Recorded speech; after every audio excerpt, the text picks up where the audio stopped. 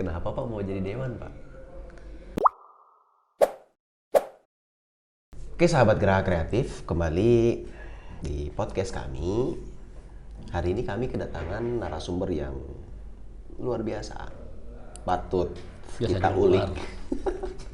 Patut kita ulik karena beliau dari 2004 kalau nggak salah. 2009. Beliau ini 2009 ya.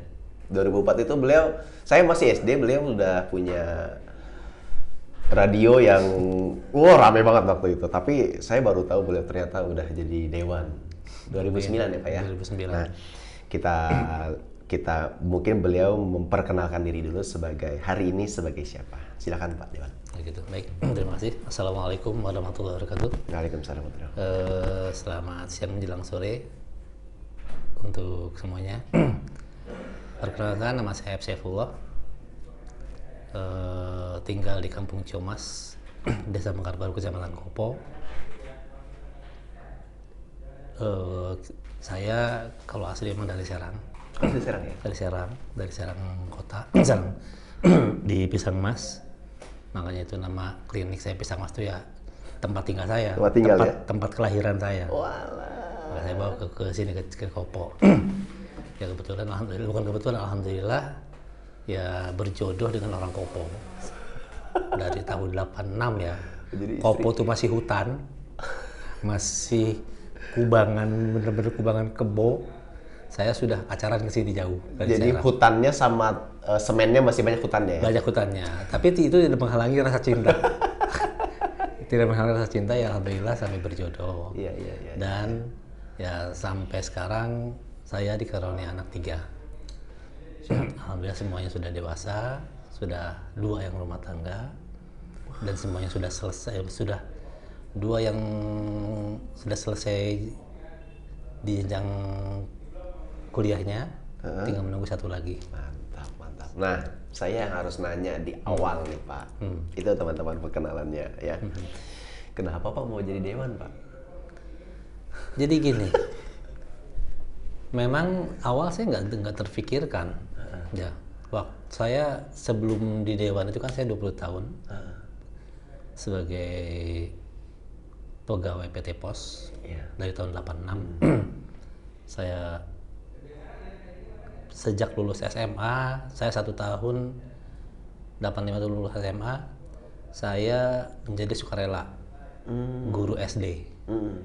Saya lulusan SMA 1 Serang, masuk ke kedokteran tidak lulus karena biaya. Akhirnya saya. Jadi di perjalanan Bapak ada insiden? Pokoknya perjalanan saya tuh tidak tiba-tiba seperti ini, Kang. Tidak tiba-tiba seperti ini, pahit dan pahit. Saya pernah jadi supir angkot. Sempat melewati supir angkot? Pada saat 1 tahun itu, dari tahun 85, begitu mencoba masuk ke kedokteran tidak tercapai, akhirnya saya minta ke orang tua udah untuk jadi guru honorer lah gitulah di SD. Alhamdulillah tempatan di SD 3 Kota Serang yang di Ciceri, yang di Bundaran. Nah itu pagi saya ngajar, malamnya jadi nyupir angkot di Kota Serang. 1 tahun saya melakukan itu. Kemudian ada peluang pembukaan di kantor pos tahun 80-an lah ya? 85 ya, 85 akhir itu ada peluang pembukaan penerima di kantor pos. Waktu itu masih wilayah Jabar ya, belum ada Banten kan. Masih Provinsi Jawa Barat ya? Masih Provinsi Jawa Barat. Ya, 80-an. Ya alhamdulillah saya mencoba mendaftarkan diri, ikut tes seleksi se-Jawa Barat. Dan alhamdulillah lulus mewakili Kabupaten Serang waktu itu, sehingga masuklah ke pendidikan pos. Kabupaten Serang waktu itu juga masih Provinsi Jawa Barat ya? Masih pos Jawa Barat. Ya. Itu masuk di pos saya pendidikan tahun 86 awal, pendidikan dasar pos. Selesai itu saya langsung ditempatkan di kantor pos Serang. Perjalanan dari mulai di pos itu ya sungguh sangat-sangat memang cukup inilah, banyak pengalaman yang saya perjuangannya keras. Dari mulai menjadi petugas pos keliling desa. Jadi Bapak itu dulu sempat melewati masa-masa bawa-bawa paket ke bawa rumah-rumah. kantong yang gemblok, Iya, ada, iya. ada surat segala macam, itu saya keliling ke kecamatan-kecamatan. Itu namanya pos keliling desa. Itu tugas awal saya seperti itu dulu. Pernah lewatin itu, Pak? Pernah. Terus menjadi petugas loket dan sebagainya, pernah menjadi ya koordinator pembayaran pensiun dan sebagainya, pernah menjadi asisten manajer keuangan, dan pernah menjadi kepala kantor pos cabang di beberapa kecamatan. Berakhir di tahun Saya merinding dengernya ya. Berakhir di tahun 2004. Kenapa? Ya saya mengundurkan diri karena memang ada pemikiran yang tidak sejalan lah. Ketika saya punya usaha saat itu, usaha pribadi saya sudah jalan, tetapi ada yang seolah ada yang menguasai dan diambil alih. Akhirnya saya udahlah.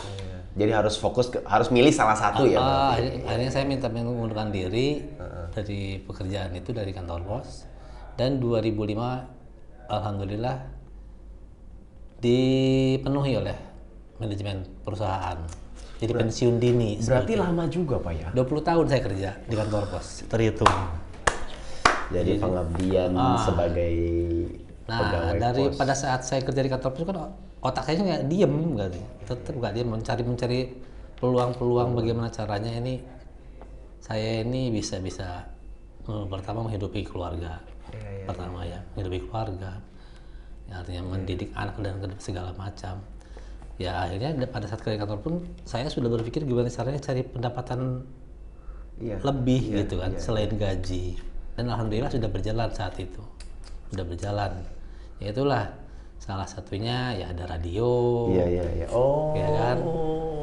Siap. Bener kan? Radio itu kan sebelum 2004. Ya 2004 bener ya, Pak ada ya? dangdut misalnya.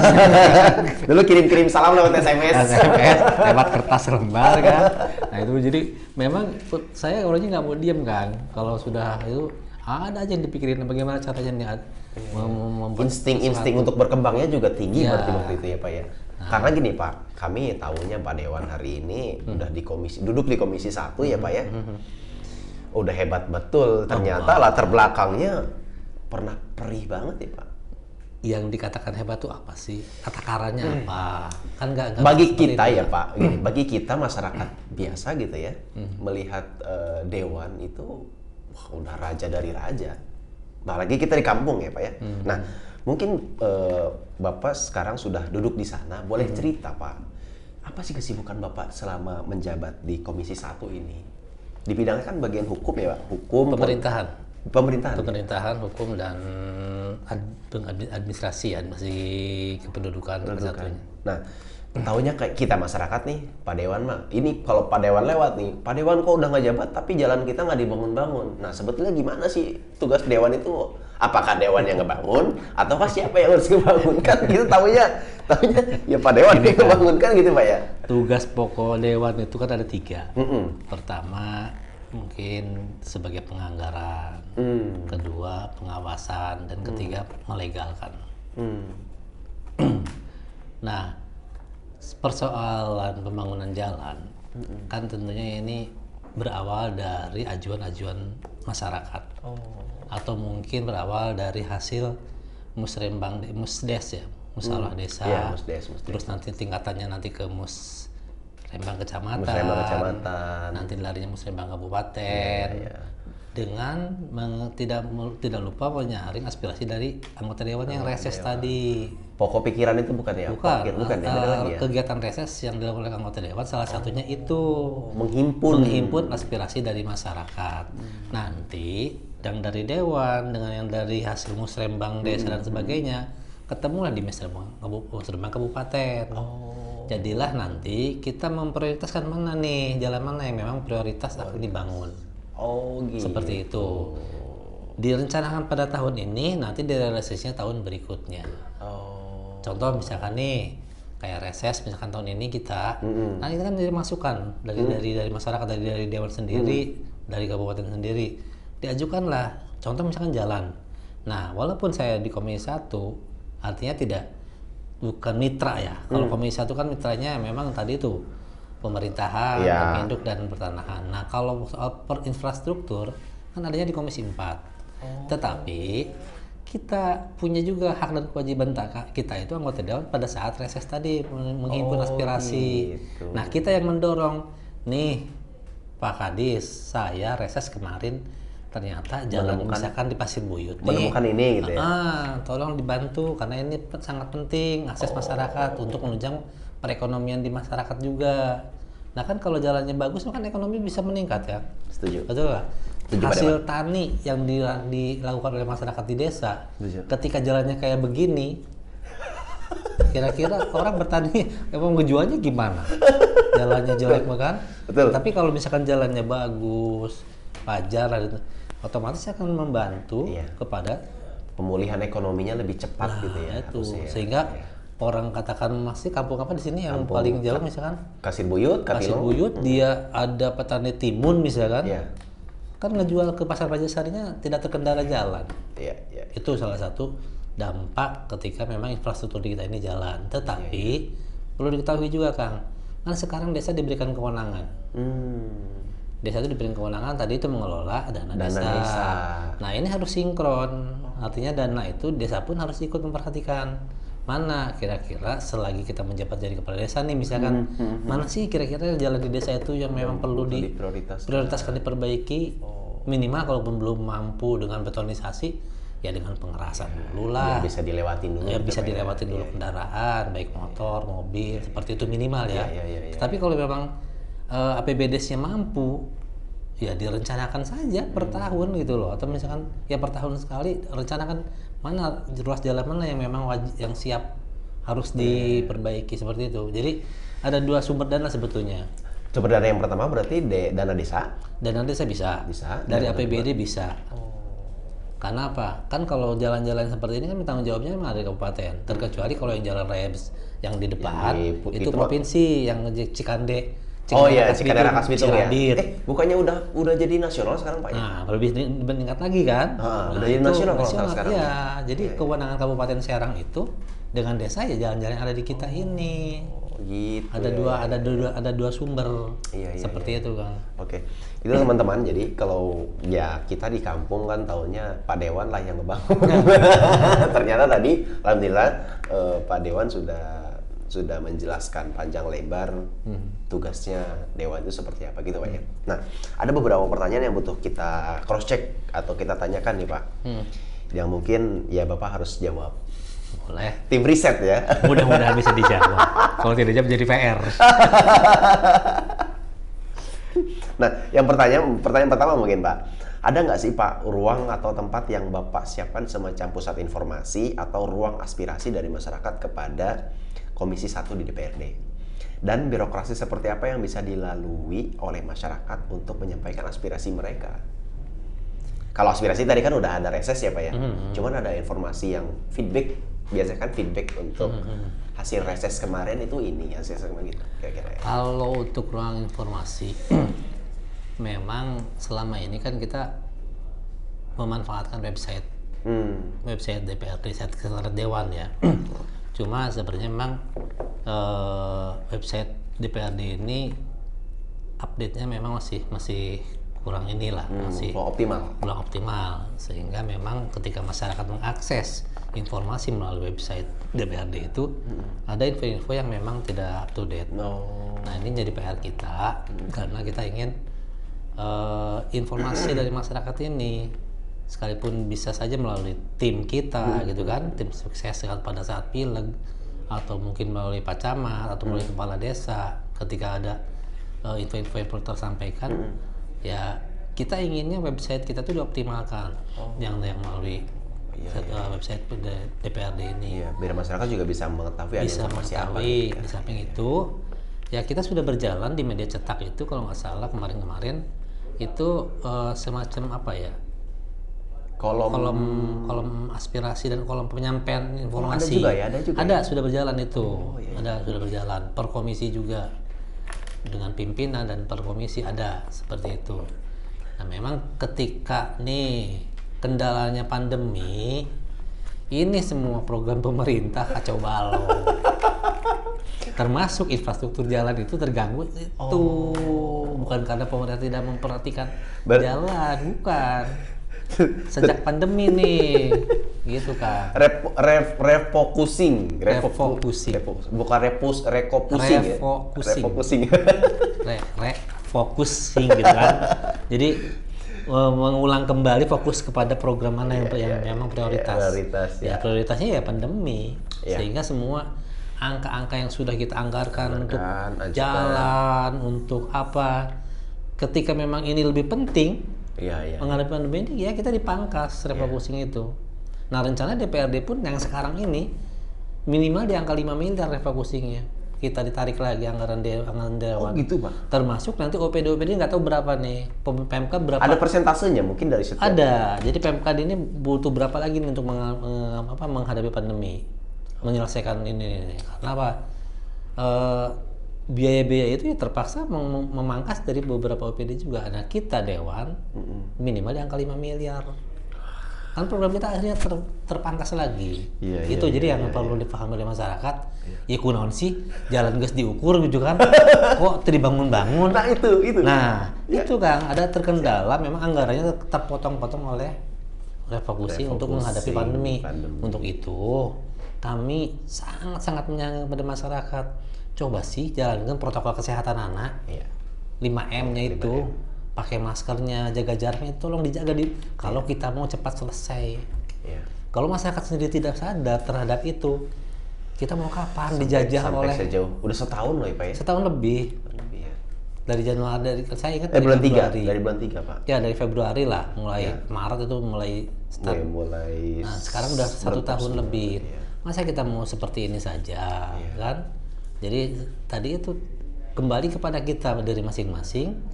Ketika kita memang mau istilahnya kembali normal, coba lakukan protokol kesehatannya. Ulah bablas. Jadi kembali ke diri masing-masing. Kembali hajat boleh hajat, tapi tolong jaga jarak, ya kan? Ini mau teman-teman hajat udah dibebasin, lupa pakai masker, dangdutan, deket-deketan. Nah itu, ini memang cepat hal-hal kayak begitu tuh Kang. Tolong ya dibantu di masyarakatnya juga. Tetap lakukan protokol kesehatan. Kita mengulangkan hajat. Ya secara aturan memang tidak boleh. Secara aturan ya tertulis ya, belum boleh lah. Tapi menghimbau kan belum boleh dilakukan itu kumpul-kumpul. Tetapi artinya kalaupun memang ya terpaksa melakukan kegiatan itu, ya protokol kesehatan tetap dilakukan itu pada saat melakukan pada saat pelaksanaan kegiatan hajatnya tadi, jaga jaraknya atau tidak sentuhan langsung. Seperti itu supaya cepat selesai nih cepat beres ya pandemi ya. Iya. Gitu. Jadi himbauan keras nih sebetulnya buat kita biar sama-sama selesai masa pandemi ini. Tapi ya sekarang apalagi nih di desa Pasir Buyut, di beberapa desa ya, ada 7 kalau nggak salah, 7 desa lagi mau kampanye. Itu juga mungkin butuh kampanye apa nih? Kampanye desa. Pilkades ya. 7 desa kalau nggak salah. 7 desa? 7 desa di sini. Saya lupa kalau Jawilan berapa. Nah itu pasti akan menimbulkan keramaian pasti kan? Ya, kebetulan memang DPMD ini kan adanya di Komisi 1 juga. Mitra Komisi 1. Oh gitu. DPMD ini. Jadi pilkades sekalian bahas ya. Wah boleh. karena memang ini sangat penting nih pilkades ini. Karena apa ya Pak? Saya lihat Pak, gesekannya kuat banget. Tuh. Saya tidak tahu ya, ini juga hal yang mungkin kayak kemarin DPRD, kemudian Presiden, gesekan gitu ya Pak ya. Tapi kayaknya tidak sempat. Di desa. Kalau desa karena tapi gimana menurut Bapak? Apa yang gini, kalau saran saya, kalau kita cobalah berdemokrasi itu secara dewasa. Ya seperti yang Kang tadi sampaikan. Gesekan di desa sangat rentan, betul, karena berdekatan sekali gitu, terbaca, terlihat. Tetapi ayo kita sama-sama berdemokrasi secara dewasa. Selesai pesta demokrasinya, baik itu pilkades atau pileg dan sebagainya, ya sudah selesai lah itu istilahnya pertempuran gitu loh. Selepas itu ya kita bersama-sama lagi. Merajut lagi ya? Jangan soalnya musuh-musuhan sampai bertahun-tahun, sampai parah-parahnya rumah tangga rusak gara-gara saling dukung. Jangan seperti itu namanya belum dewasa. Nah kalau saya pribadi, saya setelah menjadi anggota dewan, saya merangkul teman-teman yang memang tidak memilih saya. Tetap saya bantu apapun, misalkan ketika ada orang-orang yang memang butuh bantuan dari kita yang sifatnya aspirasi, kita bantu.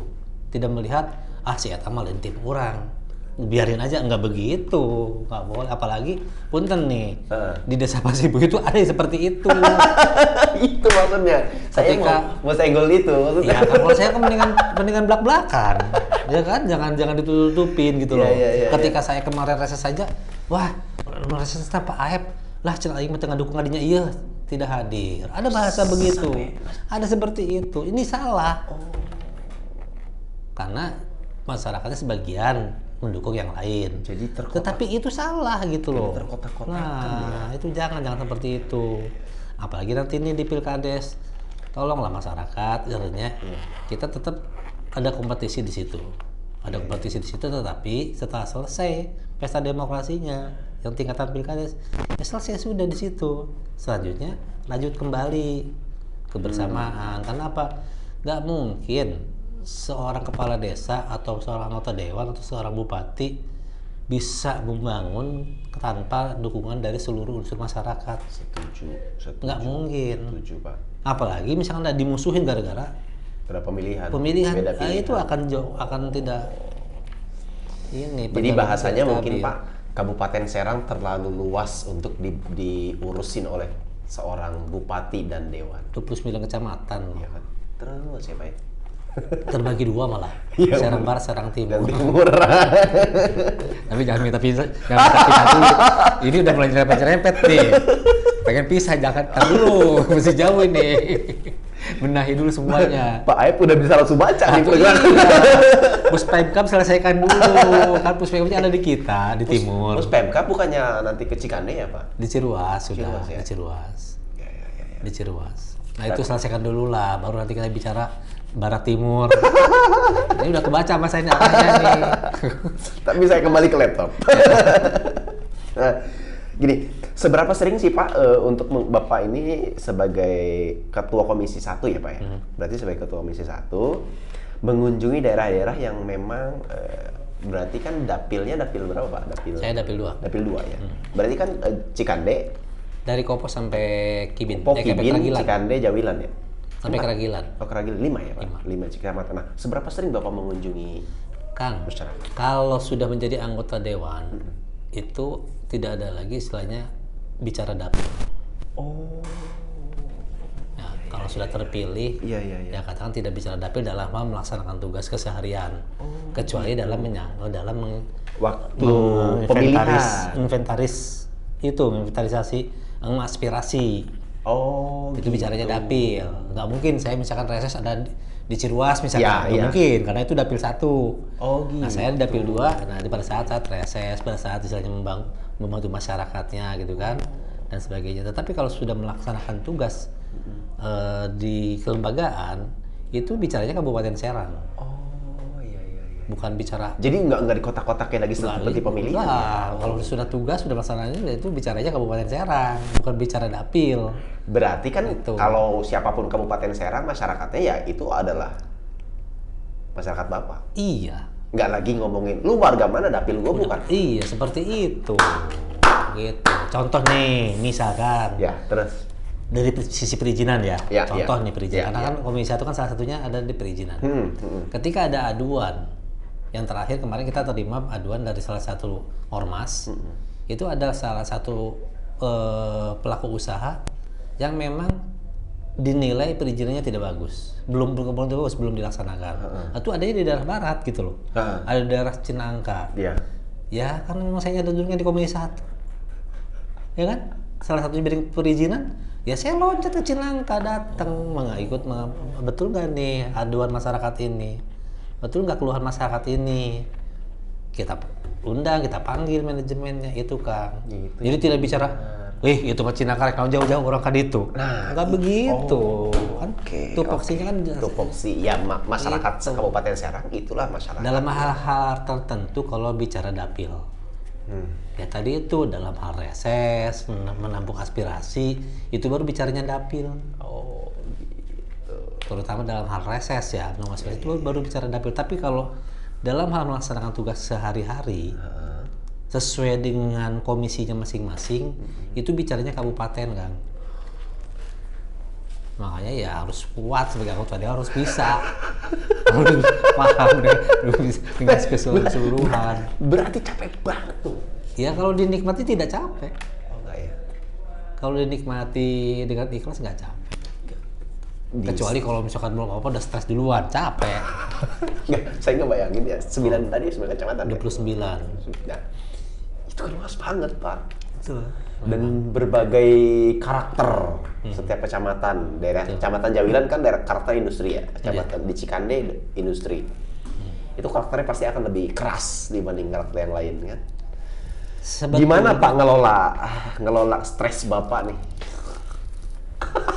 Sebetulnya Kang ya, kalau bicara keras dan lunak atau dan sebagainya itu tergantung kita.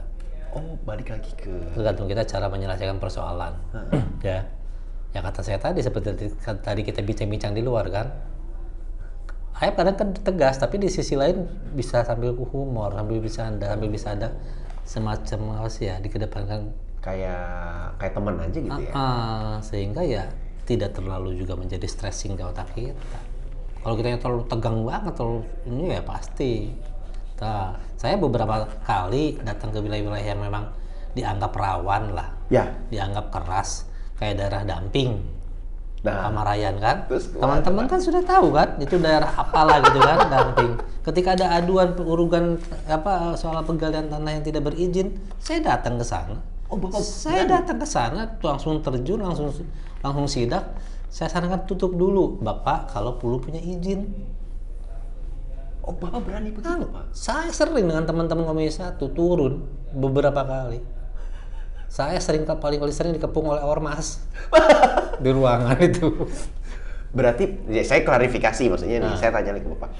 Waktu Bapak ikutan razia, itu benar, Pak? Bukan ikutan, Kang, hanya mendampingi ya. Jadi gini. Maksudnya itu kan maksudnya kalau kami lihat ya, wah, ini DPR ini turun beneran nih. Ada di Facebook ya, ada di YouTube ya. Itu gimana sih sebetulnya, Jadi Pak? gini, kita tidak semata-mata langsung turun ke lapangan. Artinya tetap kita hanya merekomendasi kepada Satpol PP. Ketika hasil kajian, hasil pengawasan kita di lapangan, ternyata memang ada pelaku usaha tempat hiburan yang tidak berizin. Tidak berizin, terus juga menyalahgunakan izinnya. Contoh di Tinggal Selatan. Tinggal Selatan itu yang di daerah Serang Barat ya. Nah ini kan kenapa kami dari DPRD merekomendasikan tutup dan segel dan gembok?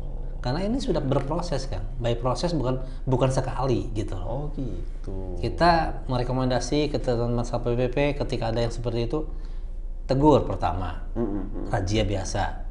Kedua, kalau memang tidak ini udah segel. Nah ternyata segelnya kan dirusak berkali-kali kan.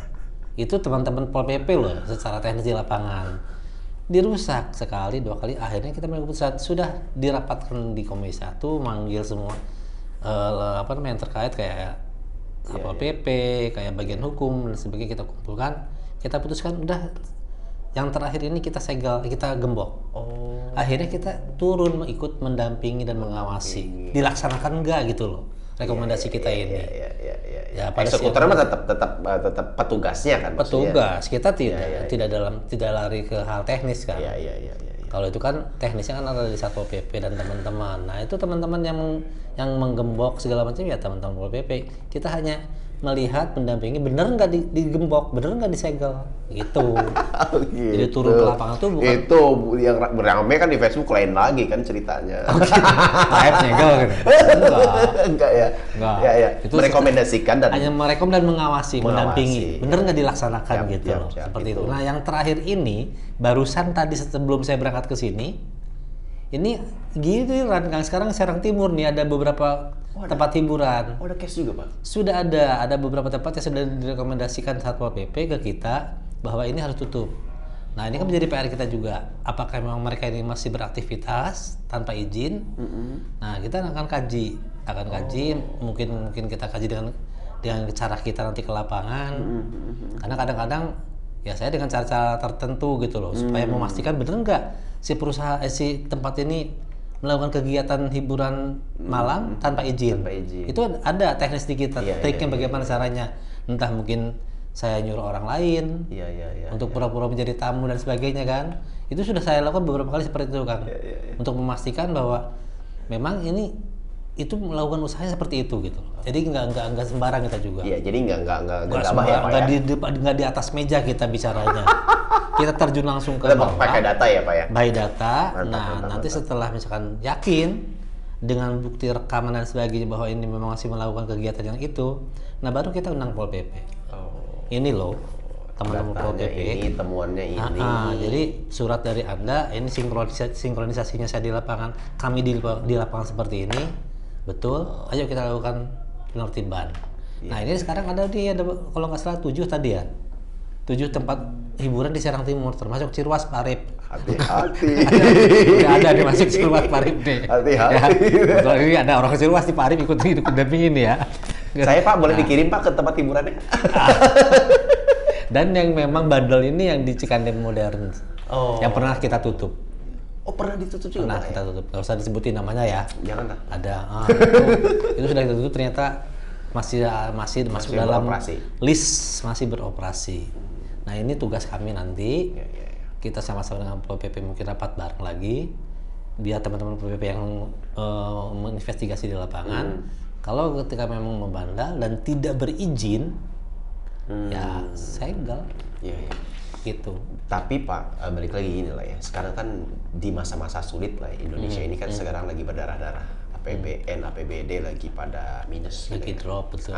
Nah, mungkin alasan mereka adalah ya membantu untuk menggerakkan roda ekonomi. Kan gini, gimana Pak? Kita tidak membatasi orang berusaha.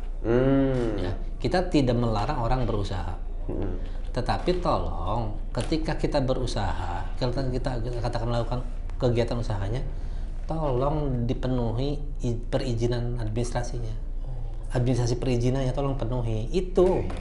Dan tidak melakukan di luar ketentuan. Contoh nih, ada misalkan satu tempat usaha dia mengajukan izinnya restoran dengan karaoke keluarga. Nah kalau memang kepala daerah kita mengizinkan, mengeluarkan izin melalui kantor DPM PTSP tadi, ya nggak jadi masalah. Silakan Anda melakukan kegiatan restoran dengan karaoke keluarga. Tetapi ketika pelaksanaannya dia menyediakan minuman keras, ketika dia pelaksanaannya menyediakan perempuan pendamping, itu yang menjadi masalah. Gitu. Itu yang akan kita lakukan penertiban. Iya. Kita tidak melarang, kita akan membuka peluang pada semua investor di Kabupaten Serang ataupun luar Kabupaten Serang. Silakan, misalkan mau buka tempat usaha atau tempat hiburan, enggak, kita tidak membatasi, kita tidak melarang, silakan. Tetapi tolong izinnya diurusin dari awal, dari mulai IMB, izin operasional dan sebagainya. Silakan itu terpenuhi dulu. Nah setelah terpenuhi semua jenis izinnya, jangan nyimpang gitu loh dari izin yang dikeluarkan oleh Pemda. Dikasih hati, mintanya jantung. Nah, contoh yang sudah terjadi kan seperti itu kemarin. Kenapa ada 3 ya di Lingkar Selatan tuh ada 3 yang sudah berizin. Restoran dengan karaoke. Izinnya itu. Tetapi mereka kan melakukannya jual minuman keras. Mereka menyediakan perempuan. Kan itu di luar konteks yang ada dalam perizinan tadi. Konteks yang mereka urus. Nah, terpaksa kita ambil tindakan. Tadi sama Cikande. Di Jawilan ada satu perusahaan yang ini kalau nggak salah di daerah Majasari ya. Daerah Gardu. Bukan Gardu apa sih yang? Pokoknya desa mana sama Majasari lah. Majasari nggak salah. Itu ada aduan juga bahwasanya memang ada lahan yang sedang digarap tetapi perizinannya tidak jalan. Jadi kita datang, kita langsung ke lokasi, langsung ketemu dengan koordinator yang sedang melaksanakan kegiatan tersebut. Kita cek dan sebagainya antara si pengadu dengan yang sedang melaksanakan, kita ketemukan, lihat secara real seperti apa.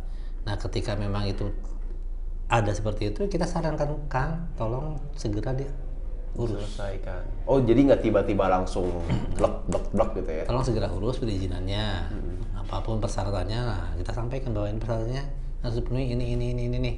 Seperti itu. Kita tetap membina kepada masyarakat dan kepada pelaku usaha ya. Karena itu juga salah satu investor dong ya. Itu IPAD kita. Kalau kita membatasi melarang-larang, lah kita makan dari mana? Kabupaten Serang kan PAD-nya salah satunya itu. Iya. Karena itu investor pendatang ke tempat kita ya. So jangan ragu-ragu masuk ke Kabupaten Serang ketika nanti memang mengenai perizinan sebagainya ya kita berikan peluang semudah mungkin lah. Iya, dikasih waktu, dikasih Selagi tidak menyalahi aturan. Iya. No, gimana nggak baik tuh Gitu. Kabupaten Serang ya? Kecuali kalau menyalahi aturan ya. Kita Tegas kali itu ya Pak? Kita tegas pasti Tidak kita tegas ini. ya. Nah Pak, berikutnya sebentar lagi itu ada May Day dan May Day. tidak ya May Day dan Ya, tidak hari menutup kemungkinan akan ada sesuatu yang dilakukan oleh para buruh nanti gitu ya untuk merayakan Hari Buruh. Ya. Adakah sesuatu yang ingin Bapak sampaikan waktu ketika May Day nanti? April, Mei kan? April sekarang udah tanggal berapa nih? Kalau nggak salah itu pasti pas puasa ya, masih ya. Iya. Nah. Jaga ketertiban, jaga marwahnya puasa. Kan gitu, apalagi dengan masih dengan pandemi ini kan harus berhati-hati. May Day ini kan kayak peringatan lah ya. Peringatan Hari Buruh. Hari Buruh. Bukan berarti urak-urakan kan, bukan berarti mau merazia semua. Kan biasanya seperti itu, jangan seperti itulah. Artinya tetap kita menghimbau pada teman-teman, peringatan itu lakukan dengan baik. Dan sekarang ini kan kondisinya sedang pandemi, kondisinya juga Ramadan. Nah, tolong itu jaga suasana yang kaitan dengan dua tadi.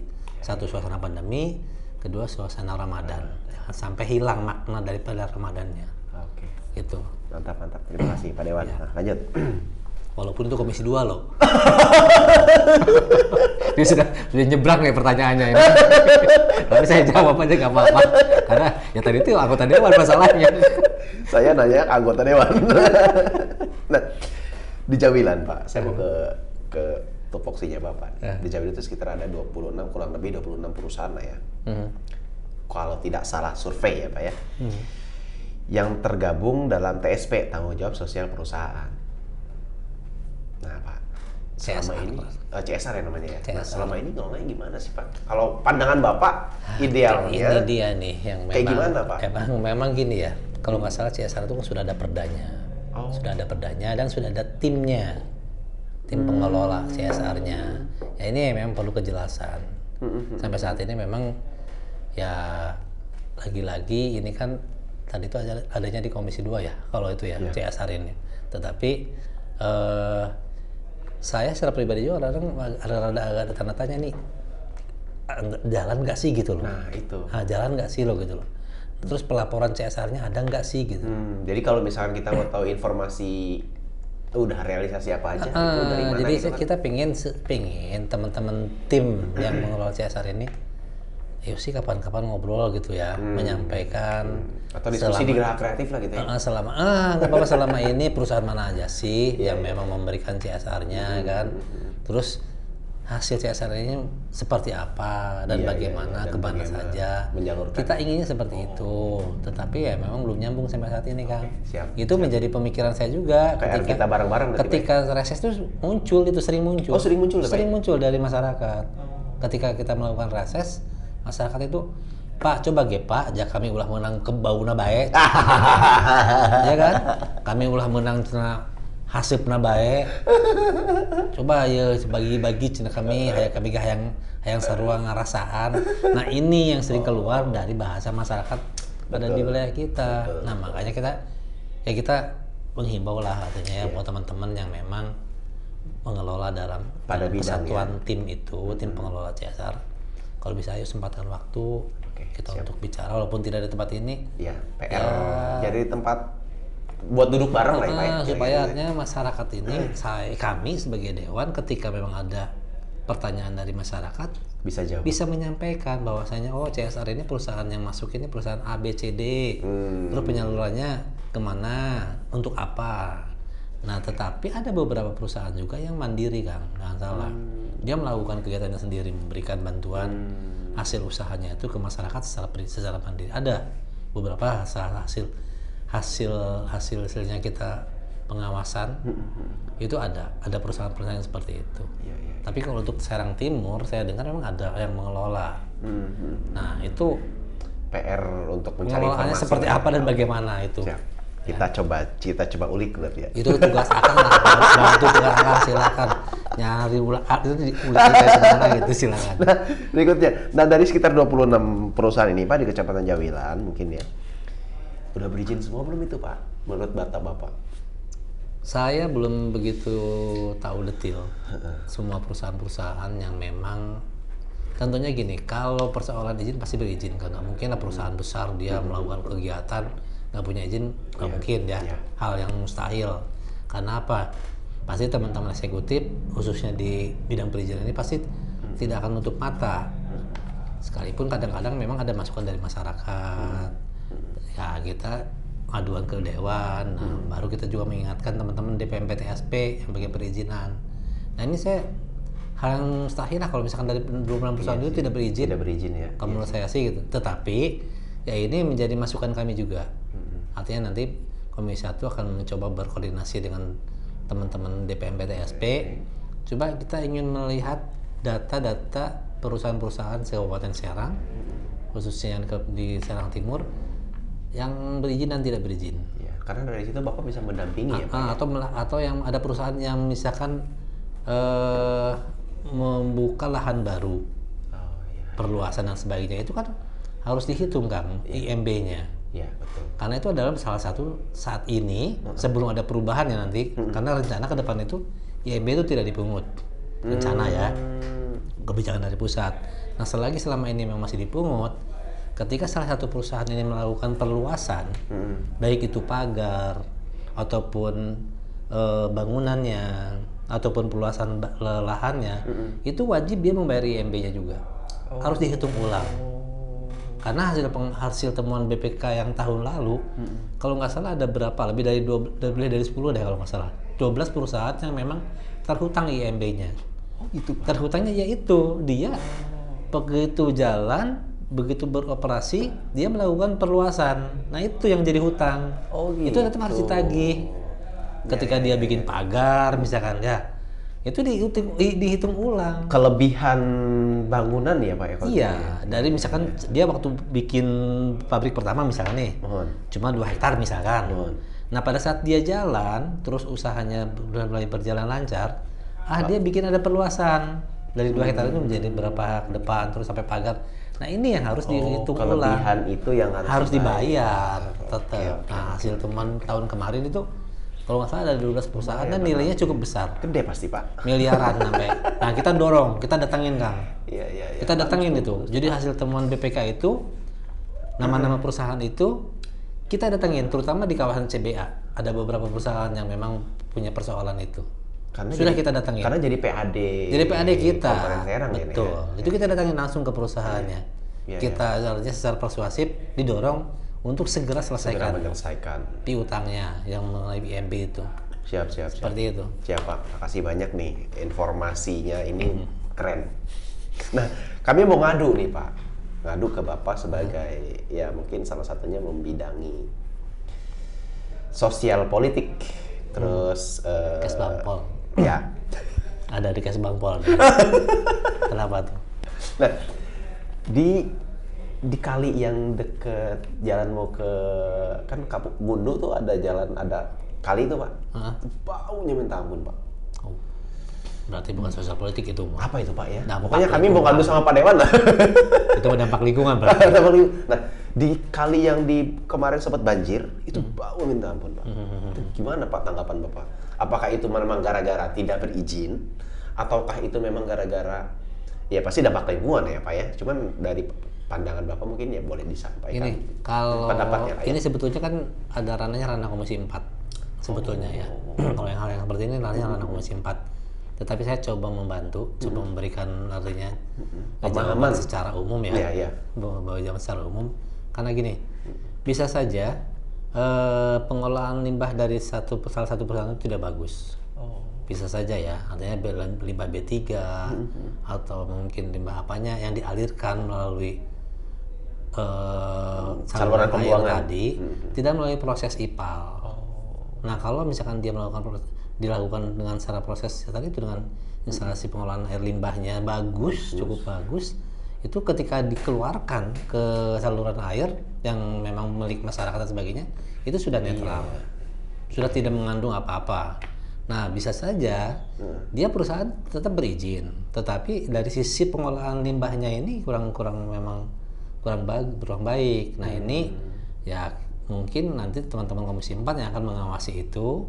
Ketika memang ditemukan itu memang kurang dan salah, ya akan direkomendasikan ke kantor lingkungan hidup supaya diperbaiki. Iya, iya. Kalau ditegur berulang kali tidak diperbaiki, itu kewenangan Komisi 4, teman-teman Komisi 4 untuk mengambil tindakan. Oh, rekomendasinya Rekomendasi ke LH, mau tutup atau mau bagaimana silakan. Daripada masyarakat dirugikan. Nyari solusi lah Pak ya. Nah, kan tetap kita harusnya tidak pakai kacamata kuda kan. Iya. Tetap kita memberikan saran dulu, Iya. memberikan masukan dulu, segera perbaiki, betul. sebelum masyarakat marah. Betul. Kalau masyarakat sudah marah kan beda, ya kan? Ya hukumnya hukum masyarakat. Hukum masyarakat digunakan. Nah, makanya kita secara kelembagaan nanti merekomendasikan ke teman-teman LH ini gitu. Tuh ada perusahaan yang memang kurang bagus nih pengolahan limbahnya. Sok Anda bina, arahkan supaya ini pengolahan limbahnya ini bagus. Ketika dialirkan melalui saluran yang kepentingan punya masyarakat itu tidak berdampak. Seperti itu kan. Betul. Dan ya di sisi lain di sini menyerap tenaga kerja. Betul. Di sisi lain beliau ini kan sedang berusaha juga mencari. Pasti keluhannya di salah satu desa ini. Betul Pak. Jadi desa tetangga kan. Gini, banyak datang ke Geraha Kreatif. Udahlah, kan di Geraha Kreatif juga manggil-manggil dewan-dewan itu, sampaikan ke dewan. Ya oke. Kami kan nggak bisa nolak ya Pak. Udah lah, terjawab tuh ya. Nah, saya mau nanya berikutnya. Nah, ada nggak sih Pak program dari DPRD Komisi 1 yang bisa dikatakan program itu dikatakan sukses dan dirasakan langsung oleh masyarakat? Mungkin... Kalau Komisi 1 itu salah satunya adalah Disduk Capil ya, Adminduk. Jawilan punya UPT kan, UPT Adminduk. Sehingga nanti masyarakat Kopo Jawilan ketika ngurus KTP dan KK ini tidak harus jauh-jauh ke Serang. Oh jadi? Karena di Jawilan ada kantornya. Jadi udah UPT dia ada. Nah itu salah satu program kita mendorong segala pelayanan ini lebih mendekati ke masyarakat. Nah ke depan dalam beberapa ya, karena kalau tidak terbentur pandemi ini sebetulnya semua kecamatan ada UPT. UPT untuk pelayanan kependudukan. Itu program kita salah satunya. Nah, sehingga nanti masyarakat Kopo, Jawilan, Cikande ngurus KTP, ngurus KK itu tidak harus ke Serang. Tidak harus ngantri ke Serang, cukup di kecamatan masing-masing. Salah satu program kita Komisi 1. Jawilan Serang itu 2 jam, Pak. Nah, makanya itu kita punya program sampai ke sana. Terobosan banget ya. Sekarang baru 17 kalau nggak salah, 17 UPT, 17 kecamatan. Nah, nanti kita punya program semua kecamatan harus ada. Kecamatan. Ada. Dengan difasilitasi dengan SDM yang memadai, dengan fasilitas IT yang memadai, karena kan ini online semua. Betul. Perekaman dari misalkan perekaman dari data masyarakat ini online, tinggal semua bisa terkirim. Seperti itu. Itu salah satunya. Nah, yang lainnya ya itulah mengenai perizinan-perizinan yang menyangkut kepada ketertiban umum. Tempat-tempat hiburan tadi gitu, penegakan perda. Supaya ya tadi itu masyarakat juga tidak dirugikan. Ya kan, tidak terganggu kan. Itu kan. Siap. Berarti mobil-mobil yang parkir di pinggir jalan itu mobil-mobil besar itu ada izinnya juga, Pak? Mobil yang mana nih? Mobil kan kalau Bapak lewat ke jalur Cikande itu, Pak. Sebelah kiri kanan karyawan itu ada truk itu. Itu ada izinnya juga nggak sih, Pak? Izin apa ini? Nggak tahu itu, makanya. Yang dipertanyakan izin apanya? Nah, sekarang kalau misalkan izin transportasinya pasti dia punya. Pasti punya. Itu kalau parkir gitu. Kalau itu ya nggak boleh, karena mengganggu. Nah itu tugas saya malam-malam pernah, waduh, memang rezeki ya. Boleh, itu kan Dishub itu urusannya nanti yang harus menertibkan. Jadi karena apa? Kebanyakan mereka itu kan menunggu waktu. Ya, mobil galian tanah yang parkir di jalanan itu, dia menunggu waktu untuk melintas wilayah Tangerang. Gitu. Karena dia kalau atau mungkin bukan wilayah Tangerang, dia masuk tol dan sebagainya itu kalau sebelum jam, kalau nggak salah di atas jam 8 atau jam 10 lah, itu dia nggak bisa lewat. Sehingga mereka nanti parkir dulu di wilayah kita, di kantong-kantong kita. Gitu. Kita yang dirugikan. Iya, Pak. Masyarakat kita. Pernah ada yang kecelakaan sampai meninggal juga kan? Makanya saya menghimbau pada teman-teman di Sub provinsi. Itu provinsi maksudnya? Kan kemudian provinsi lah. Kabupaten ikut membantu agar ya menertibkan. Dia dicari solusi lah, maksudnya. Tertibkan, jangan solusi, tertibkan aja. Tertibkan, tertibkan saja. Artinya mereka boleh melakukan kegiatan galian tanahnya dengan tadi itu mengantongi izin galiannya. Tetapi pada saat membawanya, tolong ikutin aturan. Oh iya, benar. Itu jangan ngejar-ngejar sebenarnya ya. Jangan begitu. Akhirnya kan numpuk. Parah, Pak. Ya itu, akhirnya kan numpuk di kantong-kantong kita pada parkir pinggir-pinggir jalan. Ikutin aja gitu aturan di kita supaya tidak mengganggu kepada ketertiban masyarakat. Jadi kayak ketegasan si petugasnya. Kita himbau kepada teman-teman di sebelah dibantu dengan mungkin dari kepolisian agar menertibkan itu, karena memang bukan sekali dua kali ini keluhan seperti ini. Pernah nyampe juga ke Bapak? Sering, bukan pernah. Pak, ada 3 motor datang ke sini. Itu yang ngurusin parkir. Ya kenapa ini datang ke gerak-gerak? Ya mungkin supaya tersampaikan. Nah, ini teman-teman, alhamdulillah keluhan apapun yang datang ke kita catat dan kita jadikan bahan. Ya, kami tidak tahu ditanyakannya ke siapa, dan hari ini kami sudah kedatangan. Mungkin beliau ini mewakili DPRD ya, Kabupaten Serang. Dan kita tanyakan, alhamdulillah dapat jawabannya.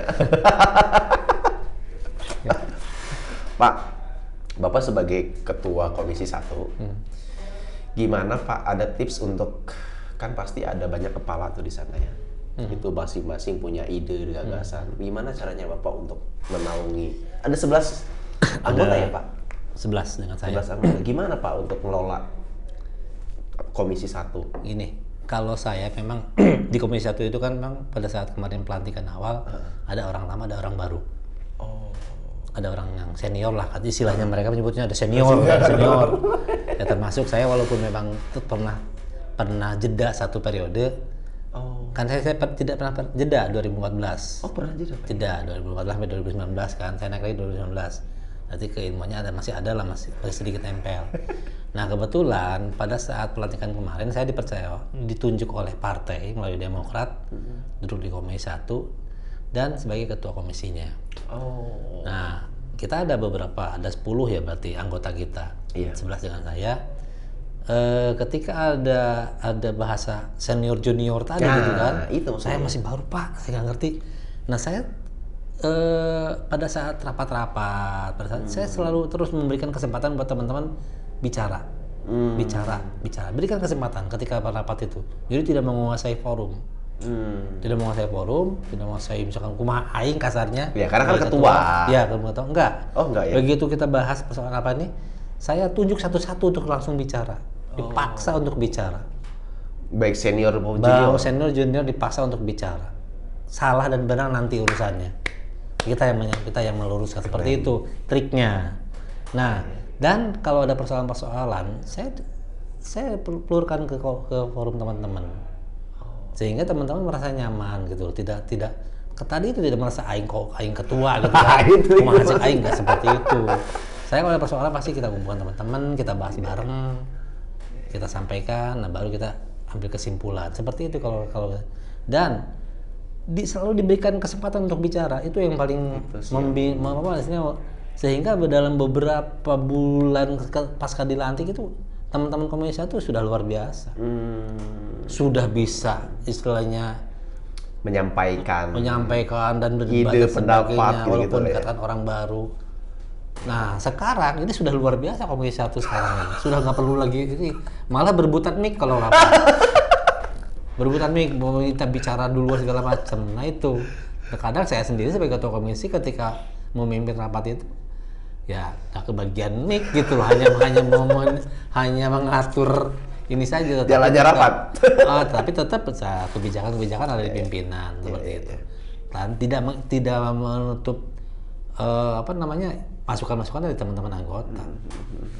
Makanya dibikin nyaman lah teman-teman Komisi 1 ini. Dan alhamdulillah sampai saat ini tidak ada gesekan di antara kita. Nah, walaupun berbeda pikiran, berbeda karena fraksi, pasti kan kepala banyak ya Pak ya. Berbeda partai pula. Partai juga beda-beda ya. Merajutnya tetap dengan ini ya. Oke. Berjalan dengan baik insya Allah Komisi 1. Nah, sekarang berikutnya merajut dengan eksekutif. Berarti kan dinas-dinas eksekutif ya sebutnya. Nah, gimana cara ngerajut ya Pak? Kan biasanya saya sering mendengar juga pembicaraan, kamu ke dewan mah susah kayak. Lieur, gitu kan, lieur. Nah, gimana Pak cara ngerajut itu kan pasti mereka punya misinya sama, memusuhi dewan. Gini, kalau saya pada saat rapat-rapat ya, saya suka langsung sampaikan ke teman-teman OPD, ke teman-teman dinas. Bapak dan Ibu, tolong hilangkan dalam pemikiran Bapak dan Ibu bahwa dewan itu hambatan atau menjadi penghalang. Kami lebih senang ketika ada persoalan-persoalan kita diskusi, kita bicara. Jangan sungkan pada kami, jangan anggap dengan katanya dewan datang itu hanya minta duit. Kan dalam pemikiran kan seperti itu. Betul kan? Betul, ketika dewan datang ke dinas, wah ini minta duit segala macam. Itu jangan seperti itu.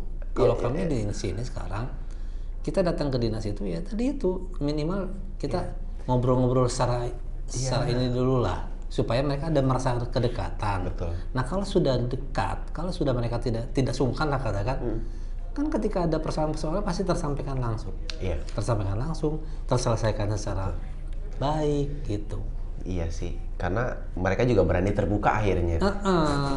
Saya melakukan secara seperti itu ke keluarga di kedepankan. Pendekatan kekeluargaan lah ya, Betul. lebih ke sana ya. Jadi tidak mentang-mentang saya dewan nih mau manggil dinas, marahin dinas, enggak seperti itu.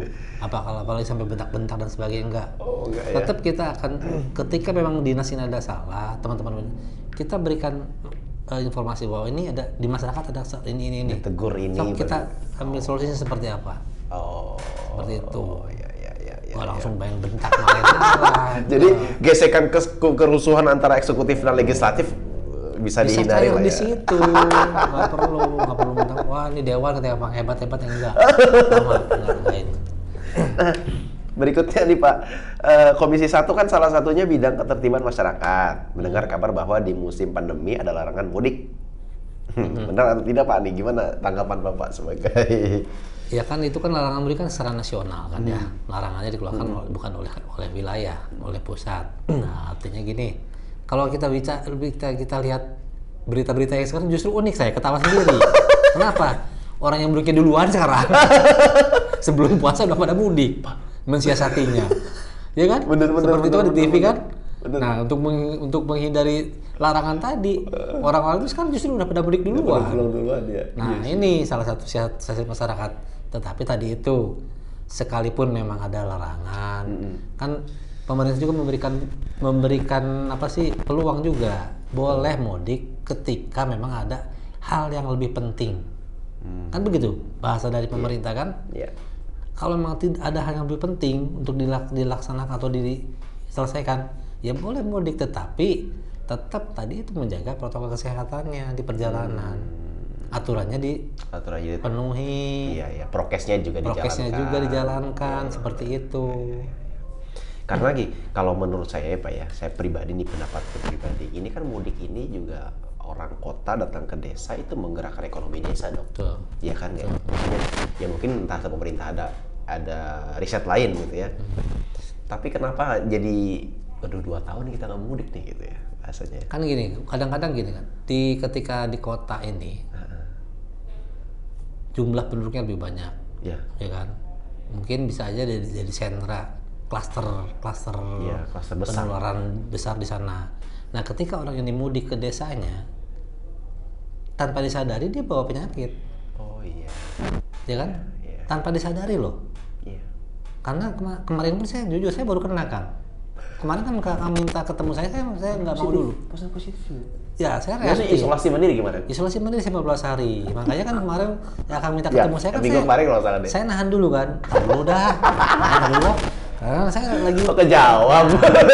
Nah gitu, bukan saya menghindari undangan, bukan. Saya mah diundang pasti hadir. Siap. Cuma ya tadi saya nggak mau menyampaikan tadi itulah supaya tidak jadi rame.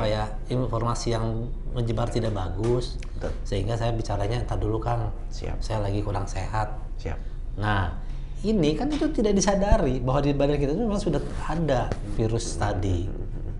Sehingga ya tadi itu kenapa larangan mudik? Ya dikhawatirkan orang yang memang sudah bekerja lama di kota ini, dia sering ketemu dengan sosialisasi terlalu banyak, dia tidak tahu di tubuhnya itu sudah ada gitu. Datanglah ke desa dia. Namanya ketemu pemasaran, ketemu keluarga, mau nggak mau perlu harus kontak fisik, pelukan, kontak kan fisik. salaman dan sebagainya, minimal cium tangan. Kalau ke orang tua menular nggak? Iya. Nah, itu yang dikhawatirkan, sehingga mau sampai kapan selesai? Karena Jadi, akan ada timbul jadi membuka peluang untuk klaster penyebaran baru, gejala lagi. Ya. akan timbul klaster baru di desanya dia. Jadi kebijakan pemerintah melarang itu yang dikhawatirkan. Iya. Bukan melarang tradisi, bukan. Iya. Jadi supaya jangan terus ini berkembang lagi. Tadi pagi saya baca di Running Text TV, 50% loh kenaikan zona merah.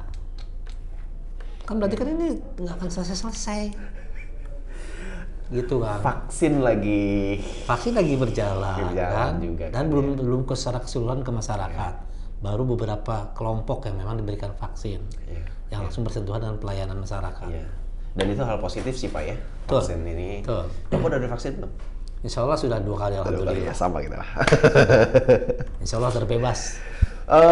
Semoga itu kan salah satu ikhtiar ya Pak ya. Amin. Nah berikutnya Pak, ada nggak sih Pak yang mau disampaikan kepada masyarakat bahwa kami Komisi 1 biasanya kan kendala-kendala yang terjadi saat ini yang butuh dikomunikasikan kepada masyarakat? Kita butuh informasi yang masukan dari masyarakat, terutama memang yang ada di bawah kita ini kan ya, soal tadi perizinan kan, soal juga adminduk, administrasi kependudukan. Terutama tadi itu ada pelaku-pelaku usaha yang memang belum tertib administrasi. Itu kita butuh informasi itu, masukan, sehingga nanti kita bisa mendorong kepada teman-teman DPMPTSP untuk melakukan pengecekan ke lapangan dan penertiban dan sebagainya, didorong untuk proses perizinannya. Karena apa? Di situ ada PAD. Kedua, mengenai adminduk, ketika memang masyarakat ini butuh, kan masih ada bahasa begini, Pak, nyin KTP Jalila, ya kan?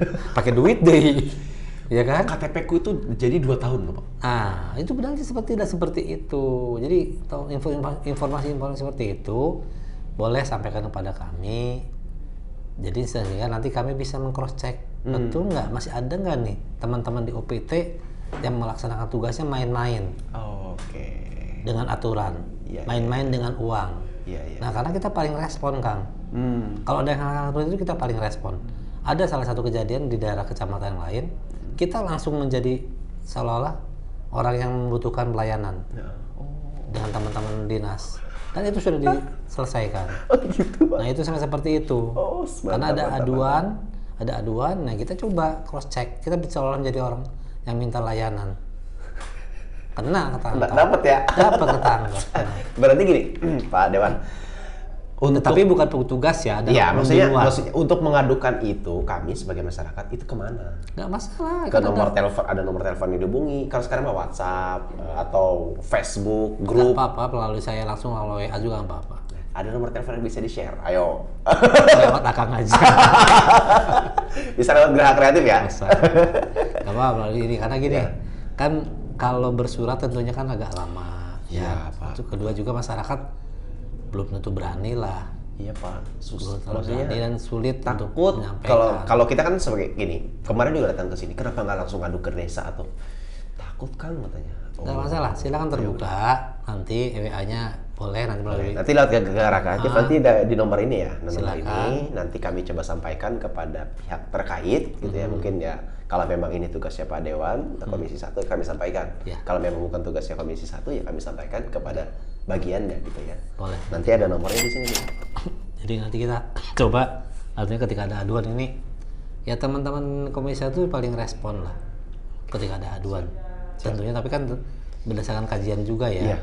Artinya ini perlu direspon nggak, perlu ditindaklanjuti nggak. Nah ketika memang ini perlu direspon, ditindaklanjuti, kita paling peka Kang menyelesaikan persoalan. Paling peka, pasti kita datang. Kami juga mau curhat nih Pak, yang datang ke sini katanya Geraha Kreatif bisa ngasih modal. Apa gitu kayak gitu-gitu kan? Maksudnya gimana? Geraha Kreatif itu Pak, katanya untuk usaha bisa ngasih modal. Makanya banyak duitnya kali. Jadi sehingga ngasih duit. Informasi dari mana coba? Nah itulah kan kadang-kadang informasi. Nah gitu-gitu kan nggak bisa kita respon kayak gini ya. Jadi gini, kalau titip omongan kan bisa dilebihin. Tapi kalau duit Nah, bisa itu berkurang. berkurang. Nah, informasi-informasi seperti itulah kadang-kadang dari mulutnya A sampai ke si B ini 1 sampai 2, nanti 2 sampai 3, 3 sampai 4, akhirnya berlebihan kan? Iya, betul. Muncullah bahasa itu.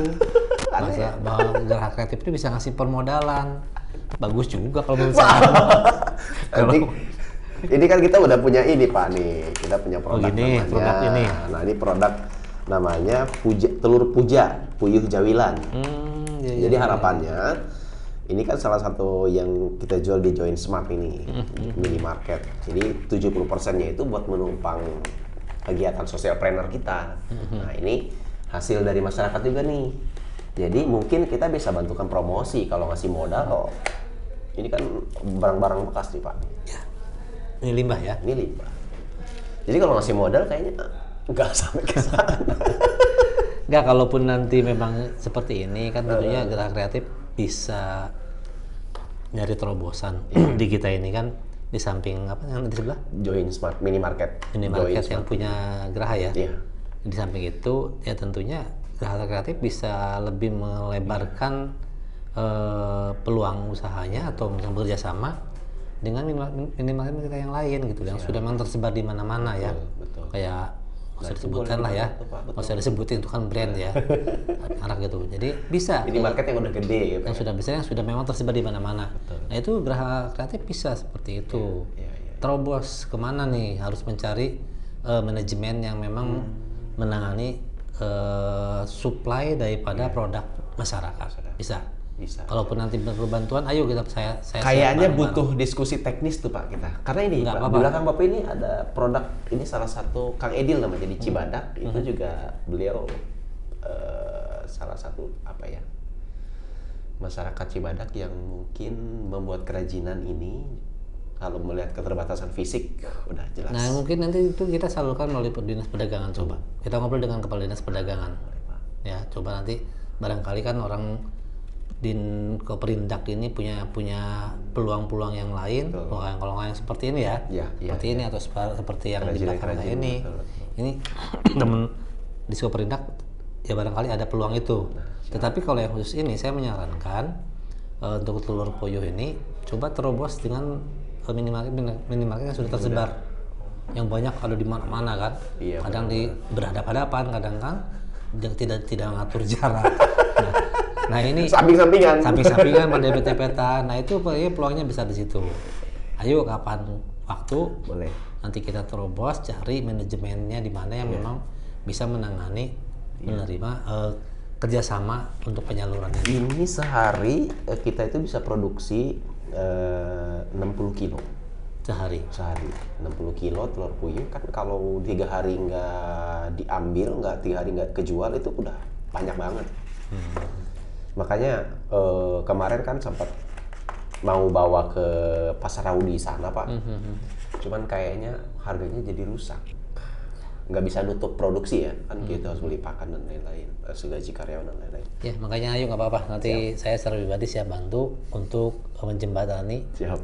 Yang mungkin membawa baju sebagai kelembagaannya, membantu masyarakat kan. Karena sekarang pemerintah berapa persen ya Pak anggaran pemerintah untuk masuk ke UMKM ya?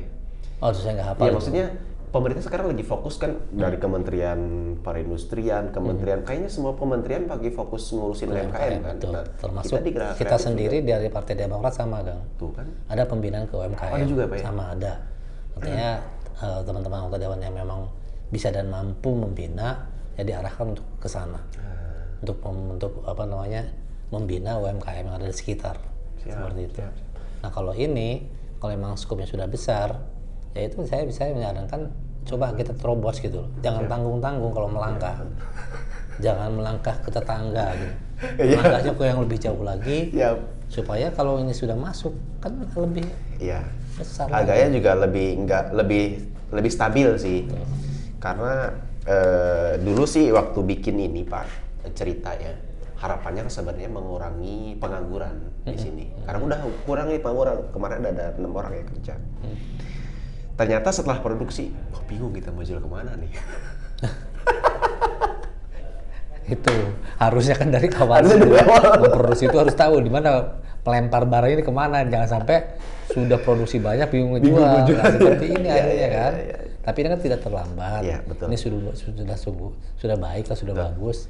Tinggal ayo nanti sama-sama lah. Melalui mungkin nanti kita main-main kapan-kapan ke Koprindak untuk membuka peluang kerjasama seperti ini. Betul. Siap Pak Dewan. Pertanyaannya Bapak tadi udah bisa langsung merangkum dari beberapa pertanyaan. Saya juga bisa melihat. Alhamdulillah Pak Dewan sudah menyampaikan dengan baik dan mudah dimengerti. Saya ucapkan terima kasih banyak. Ada yang mau disampaikan lagi ke masyarakat? Harapan kami, terutama dalam suasana pandemi ini tadi itu tetap jaga kesehatan dan protokol kesehatannya supaya pandemi ini segera berakhir. Kedua, kalau ada hal-hal yang memang perlu disampaikan kepada kami, ya jangan sungkan-sungkan. Artinya menyampaikan keluhan, bukan berarti menyampaikan minta uang, bukan ya. Dewan itu bukan pabrik uang, bukan. Awas nih, salah persepsi kan kadang-kadang masyarakat itu ketika butuh uang, Dewan baik. Waduh ya mintanya berapa orang, sedapil aja udah riweuh kan. Tetapi kita ya saat itu sebagai penyampai aspirasi. Ketika memang ada keluhan yang menyangkut pelayanan, kayak misalkan bikin KTP dipersulit atau mungkin bikin perizinan dipersulit, itu kan kita bisa kita bantu untuk memperlancar itu. Bukan berarti mencaloi, bukan ya, karena kan itu hak masyarakat kan, seperti itu mungkin. Dan ya ini bagus, satu hal yang bagus untuk Geraha Kreatif ini. Saya juga agak terkagum-kagum juga gitu di wilayah yang ini. Pak Arif aja tadi dia kaget-kaget juga diajak ke saya janjian suruh ikut sama saya, Pak Arif ikut sama saya ke Jawilan. Padahal janjiannya bukan di sini kan Pak Arif ya. Dia kaget dibawa, ini mau dibawa kemana Pak ya? Sampai ke kampung-kampung begini. Nah ternyata di dalam kampung ini Pak Arif ada tempat begini, bagus gitu kan. Nah ini kan sebagai contoh buat kita juga, terutama teman-teman di Demokrat ya. Supaya ini kan contoh, salah satu contoh ini loh. Walaupun adanya di kampung ujung, di kampung dengan jalannya jelek. Bapak sarkas lo kan? Nggak apa-apa. Ya? Saya terang-terangan aja, ini jalan jelek loh. Jadi biar jadi perhatian pemerintah Kabupaten Serang. Karena apa? Ini cukup panjang jalan jeleknya. Dari depannya sampai ke sini cukup panjang. Dan beberapa kali tadi mobil saya mentok ya. Ini supaya tersampaikan lah. Bukan berarti memang kita juga tidak memperhatikan infrastruktur di sini. Kita sudah beberapa kali juga melakukan reses sebagai masukan dari masyarakat, sudah tersampaikan ke pemerintah, ke PUPR terutama. Jadi harapan saya khususnya untuk wilayah Jawilan ini dan lebih khusus lagi di Pasir Buyut ini, ya tolong diperhatikan. Karena di sini ada tempat loh, ada tempat yang memang bagus untuk penyampaian aspirasi. Tidak hanya menunggu reses dan sebagainya. Seperti itu Kang. Ya. Pak Aep Saifullah, kami mengucapkan banyak terima kasih Pak. Sama-sama. Bapak sudah mau hadir dan mau direpotkan ya Pak ya. Kebetulan hari Minggu. Menerima aspirasi. Kebetulan hari Minggu nggak kemana-mana. Hari libur. Hajar aja. Tapi bagi Dewan kayaknya nggak ada hari libur deh. 24 jam kan? Oke, teman-teman silakan diambil hal positifnya dari pembicaraan kami, dari obrolan kami. Kalau memang positif diambil, kalau memang negatif jangan terlalu diributkan. Manusia tempatnya salah, ya manusia tempatnya salah. Mohon dimaafkan kalau ada kata-kata yang menyinggung. Amin. Ini dari Geraha Kreatif. Wabillahi taufiq wal hidayah. Assalamualaikum warahmatullahi wabarakatuh. Stay tune di channelnya Geraha Kreatif.